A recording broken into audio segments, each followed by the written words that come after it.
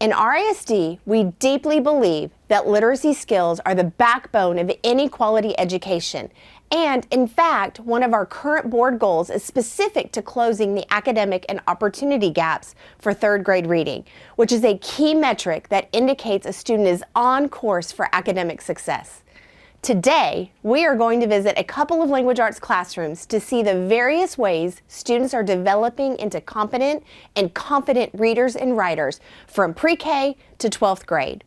Some of the hallmarks of daily teaching and learning in RISD classrooms include intentional instruction in word study, which includes phonics and expanding students' vocabulary.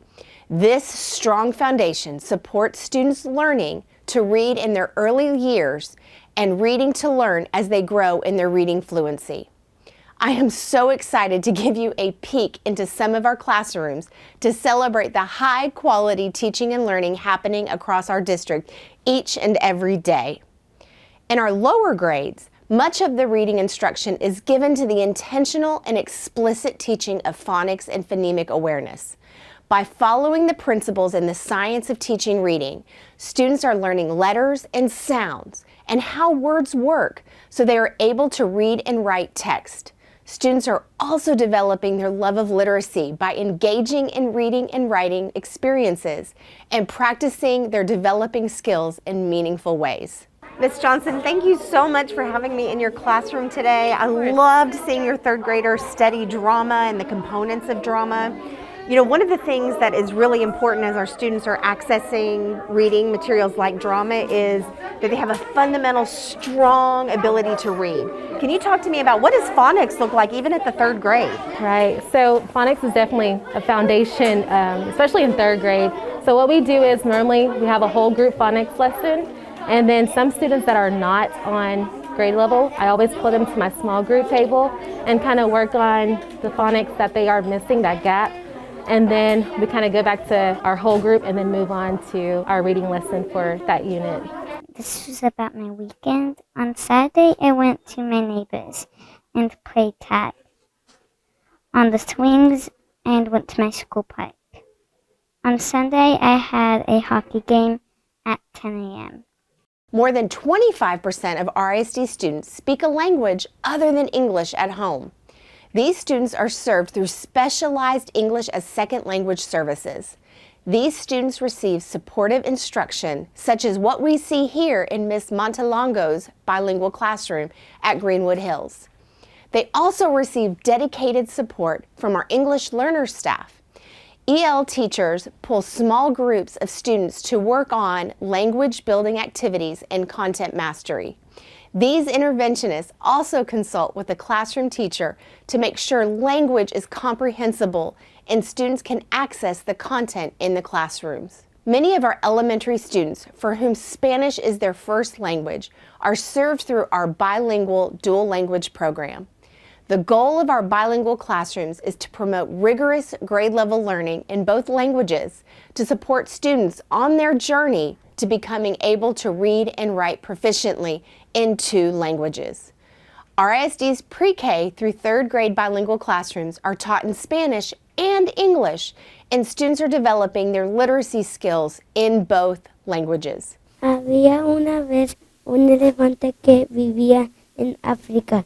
Iba caminando para tomar agua. Luego se encontró una manada de cebras. Ellos se hicieron amigos. Then they were talking about like when they met each other and they can be friends. The elephant was drinking water and then he found like a circle full of zebras. Durante la lectura y escritura, yo me enfoco con los niños trabajar en sus destrezas. Entonces, lo que vistes hoy, la estudiante que estaba trabajando con su historia de los elefantes y las cebras, me enfoco trabajar en ella los lunes, martes, miércoles, en sus destrezas de escritura, de lectura, y ya cuando los niños tienen una fundación muy fuerte durante la semana, hago el cambio el jueves y el viernes y es cuando nos enfocamos más en las mismas destrezas, pero en inglés.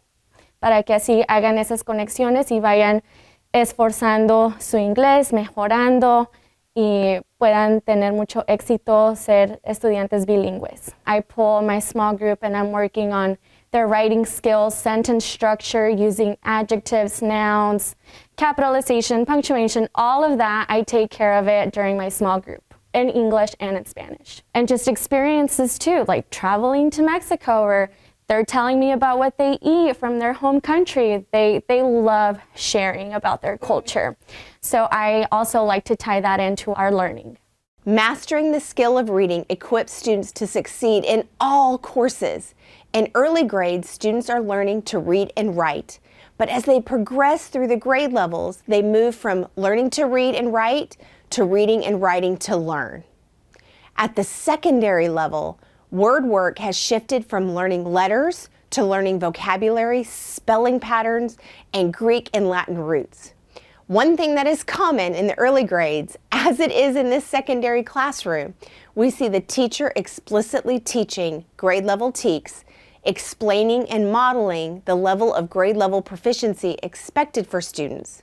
Students then apply the skills in their texts as they grow in comprehension, making meaning of more sophisticated and complex text types. These concepts and key skills support students in their readiness not only in other content areas, but also in the ACT and SAT tests. Right now we are working with the argument essay, which is the second that we've learned for the AP exam in May. And last week we evaluated essays that were written and actually scored from the College Board. They got to see the justification, the reasoning. Then they wrote their own essay on a different prompt along with the rubric.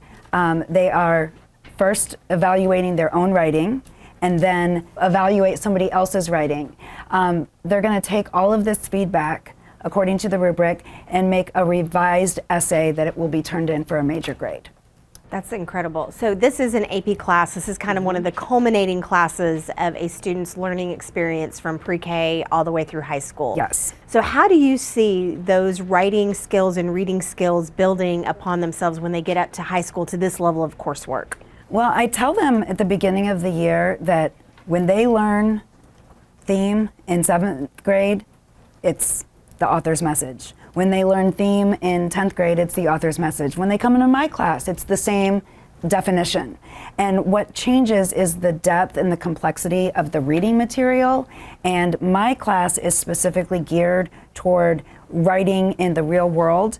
We do rhetorical analysis. When they pass the AP exam, they do earn college credit, so then they will have the same writing ability as a college freshman, if not higher even. That's incredible. Thank you for all you do to support our students in their learning.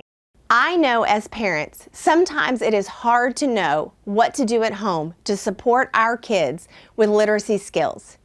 Activities as simple as asking your child to retell the television show they just watched, or even just have them explain to you who their favorite character is and why, are great activities you can do and are easy. I would definitely say for at least my class, I know that pictures help them a lot. So being able to match the pictures with the words and helping them being able to sound out what that word is. And of course, in the early grades, reading aloud together is always a great way to reinforce the teaching and learning happening at school. This can be extended at the secondary level too. Have you thought about reading an ESPN article or a Dallas Morning News article with your high schooler and sharing with them your reflections? Or a great weekend project is building something with your teenager that requires reading a technical manual. Did you know that the majority of reading in the workplace requires technical reading skills that are modeled in a how-to guide? Most importantly, talk with your kids about what they are reading and writing. And if you have questions, please connect with your child's teachers. They know your child and can help give you ideas on specific strategies to extend learning while at home. Thank you for spending some time keeping tabs with how we teach and how our students are mastering a lifelong love for reading language arts.